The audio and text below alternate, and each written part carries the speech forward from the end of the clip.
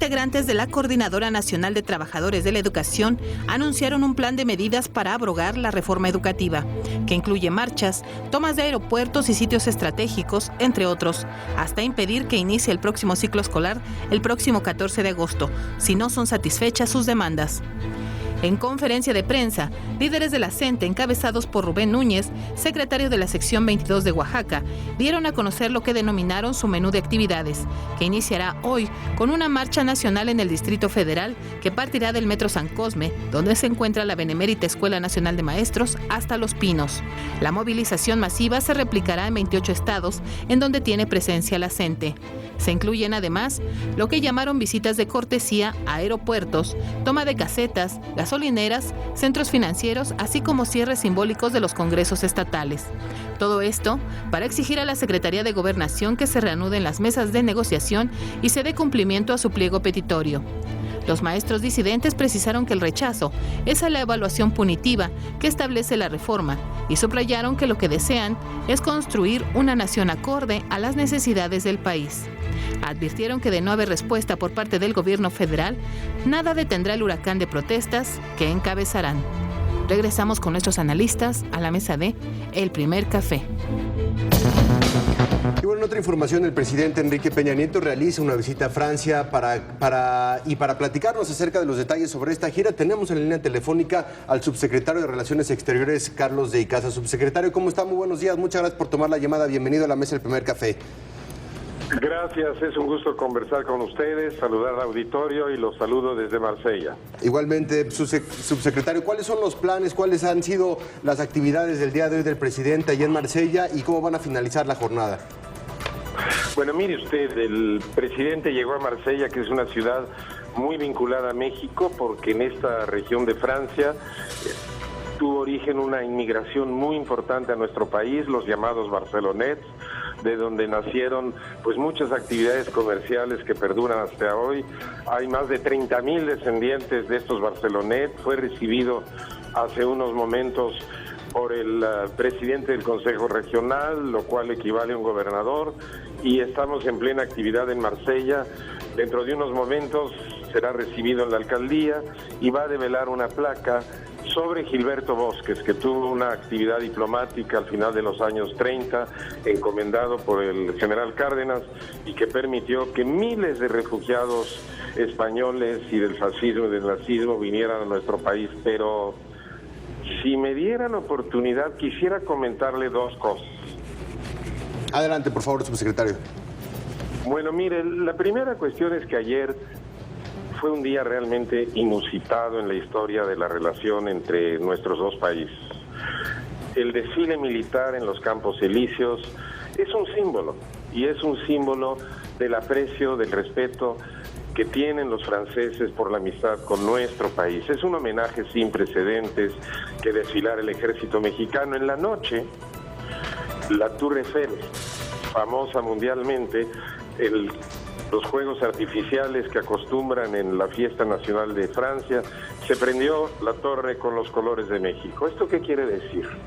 Quiere decir que estamos en un momento excepcional de nuestra relación, que debemos aprovechar para construir mucho más, para fortalecer vínculos, para que haya oportunidades mayores de desarrollo para nuestro país y beneficio a nuestro pueblo. Y permítame que diga, usted sabe que yo estuve aquí en Francia como embajador en otro momento. Aquello fue un capítulo cerrado, pero tuvimos dificultades por cuestiones del orden común, cuestiones que debieron de haberse resuelto en los tribunales. Y yo creo que estamos aprendiendo también de nuestra historia, y el día de hoy esta visita, qué bueno que no se ha interrumpido, qué bueno que siga adelante en beneficio de nuestro país, y por más graves y tristes, indignantes que sean algunos acontecimientos que todos conocemos, no debemos de evitar que estas cuestiones de orden interno, que corresponden más bien a la justicia, interfieran en las relaciones entre los dos países, y por eso se está continuando esta visita. Embajador, no podemos ofender a Francia, que nos ha recibido con los brazos abiertos. Embajador, los saluda Raimundo Riva Palacio. Hola, don Raimundo. Embajador, ¿usted sí considera que esta visita sella y deja ya en el cajón de la historia de las relaciones el caso de Florence Cassé. Es lo que usted nos está diciendo. Lo deja bien cerrado en el cajón de la historia. Creo que todos, franceses y mexicanos, debemos aprender que nada interfiera con nuestra amistad, que nada interfiera con el enorme potencial que tiene de tener más lazos económicos, que nada debe interferir con nuestros lazos culturales. Usted se recuerda por qué se canceló el Año de México en Francia, justamente por un asunto que debió de haber sido vinculado por la justicia y que no debió de haber formado parte de la agenda gubernamental. Hoy estamos en el otro extremo. Estamos en el extremo del mejor momento en la historia de nuestras relaciones y a mi juicio este momento lo debemos de celebrar y debemos de trabajar para que rinda frutos y creo que eso es lo que está haciendo esta visita. ¿Qué tal, subsecretario? Te saluda Ana María Salazar. Hola. ¿Cómo estás? ¿Qué tal, Ana María? ¿Cómo te va? Oye, ¿por qué no nos explicas o nos das un poco más de detalles por qué es tan importante esta relación bilateral entre México y Francia? Yo imagino que eso se tiene que ver reflejado en los, pues por lo menos nosotros tenemos reportado aquí de los 60 acuerdos que se estaría firmando entre ambos países, pero por lo menos danos dos detalles de por qué la importancia de esta relación. Bueno, un detalle por el contexto de ambos países como actores globales. Francia, como la quieras medir, es la cuarta o quinta potencia del mundo, en términos económicos, en términos militares, de tecnología, quizás mucho más en términos culturales y de influencia política. Es uno de los líderes de Europa y es un buen compañero de viaje para México. Nosotros somos estamos entre las 15 economías más importantes del mundo. Tenemos más de 400 acuerdos entre instituciones de educación superior mexicanas y francesas. Tenemos una corriente de intercambios artísticos y culturales, quizás la más importante que tengamos en el mundo, fuera de Estados Unidos, España y junto con el Reino Unido.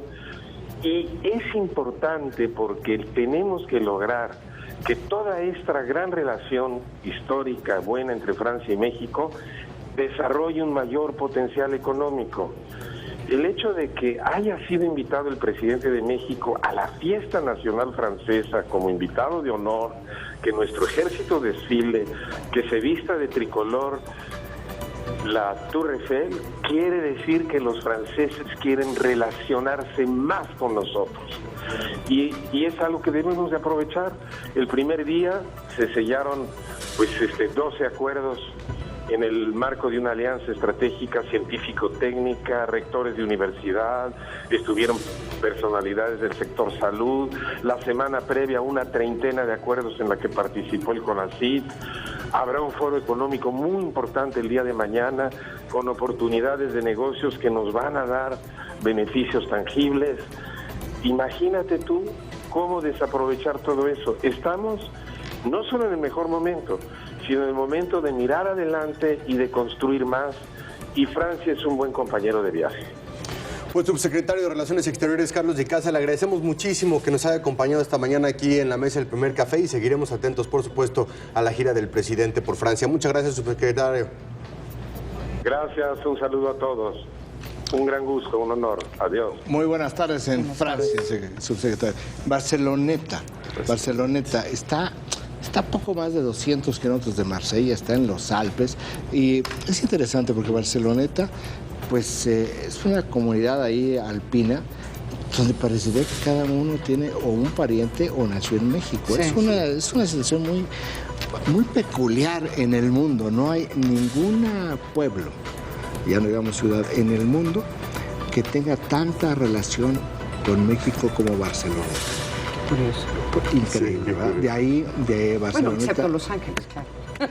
Bueno, pues no, pero es que proporcionalmente no. Los Ángeles es parte de México, pero no le digan eso a Donald Trump. Pero proporcionalmente no.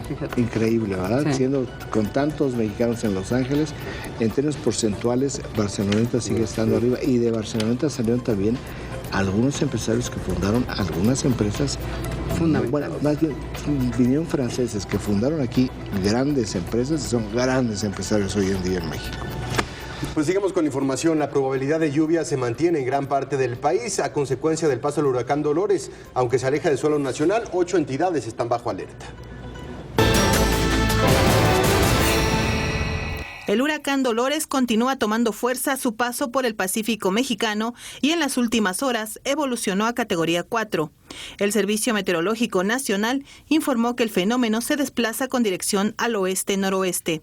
Debido a los desprendimientos nubosos que genera su avance, provocará lluvias muy fuertes, razón que mantiene en alerta a 8 estados de la República. Para Nayarit, Sinaloa y Baja California Sur, el Sistema de Protección Civil activó las alertas amarilla y verde debido a que el meteoro se encuentra en fase de acercamiento. En los casos de Colima, Jalisco, Guerrero, Michoacán y Oaxaca, la fase es de alejamiento, pero prevalece el llamado a la población a estar atenta por posibles deslaves, flujos de lodo, inundaciones y fuertes oleajes en las costas. Regresamos con nuestros analistas a la mesa de El Primer Café. Oigan, pues eso hay que... No le podían caer más plagas al país, ¿verdad? O sea, tenemos también el volcán de Colima, que parece que sigue con problemas pero parece que eso ya no vamos hasta ahí quedó por ahora. Oigan, estamos recibiendo muchísimos mensajes de nuestros amigos tuiteros, que de veras hay que agradecerles, desde Eduardo AM, desde Alexia, hola Alexia, Jorge Jiménez. Aquí, a ver, una pregunta nomás directamente. Hace rato también nos envió varios. También, déjame... entraron muchas preguntas. Empecemos rápidamente con las preguntas porque hubo varias. Están hablando todos sobre quién. Mira, también hay sobre la entrevista con Francia. O sea, también hay unos cuestionamientos. Bueno, que la importancia de la relación, qué beneficio de inversión laboral se obtiene con la visita a México a Francia. Solo se escuchan argumentos sociales de buenos amigos. O sea, también es lo difícil de este tipo de visitas, que a veces pues estamos viendo todas estas imágenes del desfile y de que se saludan y se besan y mucho amor entre ambos países, pero sí hay que hacer, yo creo, un mejor trabajo. Los acuerdos son muy específicos en cuestión de estudios, de intercambio, de universidades, de también intercambios científicos, de médicos que están yendo a Francia, médicos que vienen a México. Sí, son muy específicos, son muchos. Y surgen muchas preguntas muy específicas sobre el tema del escape Chapo y el video, la fuga del Chapo. Por ejemplo, Víctor Canario nos pregunta, ¿hicieron ruido para cortar ese piso por lo menos durante 10 minutos? Es un corte limpio con cortadora. Y es cierto, cuando tú ves y pone una foto, es una Víctor, gran observación. Sí, es una... Y efectivamente tuvo que hacer mucho ruido. Yo no me imagino cómo pudo haber sido eso en silencio. Sí. Volvemos a hablar sobre el problema de haber cerrado el sistema de redundancia, que hubieras escuchado eso. Otro comentario, Víctor Canarios, el espesor del piso de la regadera no va más allá de 10 centímetros, no es concreto armado, no se ven varillas, no es de alta seguridad. Mira, aquí hay algo muy importante que no lo habíamos mencionado. No nos muestran realmente el fondo del túnel. Por donde él baja hacia el fondo del tubo de escape, por donde él baja al túnel. Esa prisión de máxima seguridad estuvo construida con concreto armado. Con concreto armado, que dice uno de los que estuvieron involucrados, Jorge Carrillo Lea, que medía 3 metros. 3 metros de concreto armado no lo haces. Y el secretario de Gobernación dijo el lunes, también vamos a ver si las especificaciones del penal corresponden con lo que se hizo. Entonces, no sabemos porque no se ve en todas las imágenes que se hicieron, no se ve en dónde estaba esa cápsula de concreto armado metalizada casi, que impide o que dificultaría mucho eso. Entonces, fíjate, es muy relevante esa observación. Y viene un comentario, una observación de Alexia, como dice, ¿y cuándo van a cerrar o transformarán el altiplano siendo ya una prisión vulnerable? O sea, ahí tienen también la tuta, está la Barbie, o sea, está entre los... a ver, voy a irme un paso para atrás. Es una prisión vulnerable porque la prisión en sí mismo es vulnerable. Yo creo que no. Yo creo que lo que la hizo vulnerable fue el cambio de la falta de protocolos, el problema de los procedimientos que facilitaron la corrupción.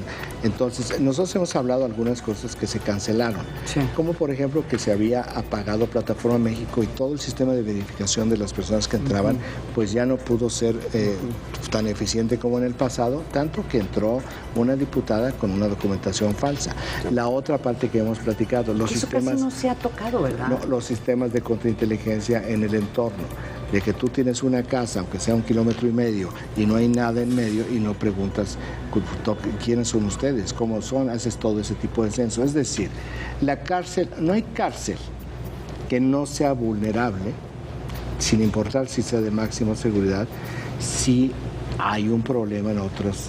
No es solamente la corrupción, es un problema de método y procedimiento. El sistema de redundancia te hubiera reducido o elevado los controles sobre corrupción. A ver, un último comentario. Eduardo Martínez nos dice, presentaba una foto donde el Chapo estaba prácticamente sin cabello, al individuo el video se le ve el cabello. Y es cierto, yo he recibido varios comentarios. A mí también me sorprendió mucho. Qué bueno que lo menciona.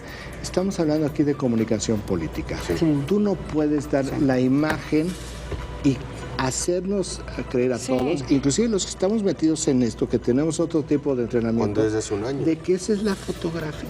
No puede ser, no es comunicación política, porque este tipo de detalles te quita mucho credibilidad.